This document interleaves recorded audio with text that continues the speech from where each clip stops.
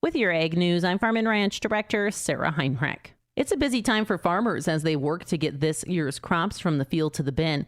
According to the latest crop progress report from USDA, in North Dakota, slightly more than half of the soybeans and 8% of the corn crop has been harvested.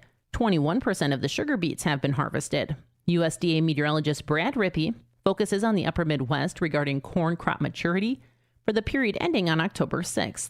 If you look at some of the individual states that we've been looking at through the entire season, we had some crop delays, some development delays in the upper Midwest where it was cooler and a bit wetter, but most of those states have largely caught up. And so you look at North Dakota, 65% fully mature now by October 6th, 5-year average 70%. In South Dakota, they've come all the way back now equal to the 5-year average, 78% mature. So really very few concerns when we start talking about frost and freeze. We are into October. You expect to see frost and sub-freezing temperatures in the upper Midwest this time of year. We have not seen a widespread freeze event in the major production areas yet. And when it does happen, it really won't matter at this point, given the maturity level of the crops.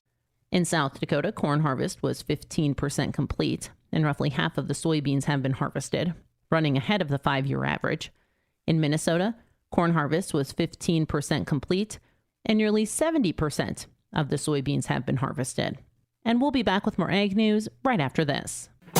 Hi, this is Andy Murdoch with Piper's Auction Company. Piper's will host 56 auctions in October, including the Western Dakota Land Auction event, featuring 13 auctions in 7 counties and over 9,000 acres.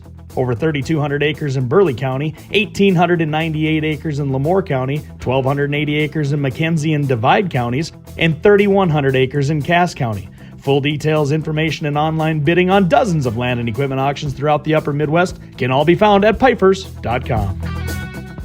A widely discussed topic in crop insurance is the enhanced coverage option. The area-based plan provides an additional layer of protection for farmers.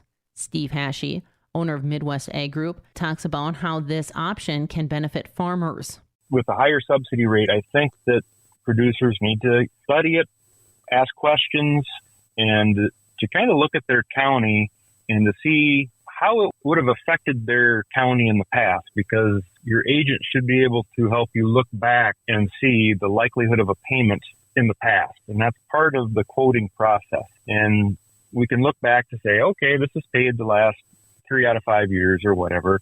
And it just gives the guy a way of looking back to see how it would have worked in the past.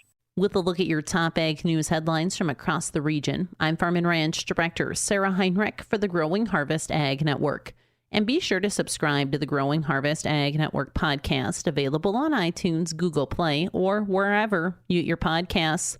Once again, I'm Sarah Heinrich for the Growing Harvest Ag Network.